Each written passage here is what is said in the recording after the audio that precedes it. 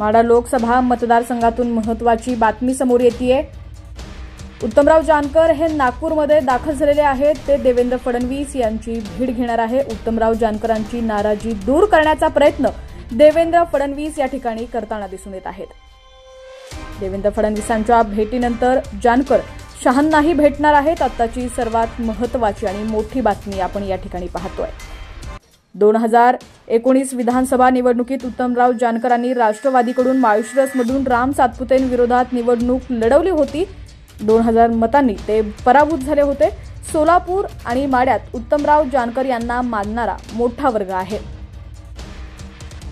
उत्तमराव जानकर सोबत असल्यास माढ्याची निवडणूक 1,30,000च्या मताधिक्यानं जिंकू असं जयसिंह मोहिते पाटील यांनी म्हटलं होतं आणि तीच गोष्ट लक्षात घेत देवेंद्र फडणवीस यांनी माढ्यामध्ये आपल्या हालचालींना वेग आणलेला आहे।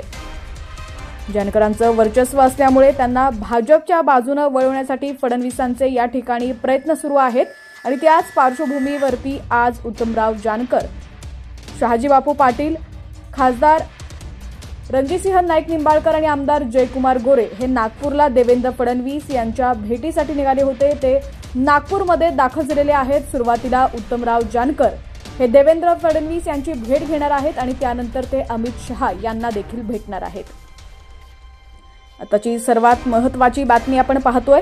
लोकसभा 2024 तसंच राजकीय घडामोडी पाहण्यासाठी HPN मराठी न्यूज चॅनलला सबस्क्राइब करा आणि बेल आयकॉनवर क्लिक करून नोटिफिकेशन्स मिळवा, जेणेकरून आमचे अपडेट्स लवकरात लवकर तुमच्यापर्यंत पोहोचतील।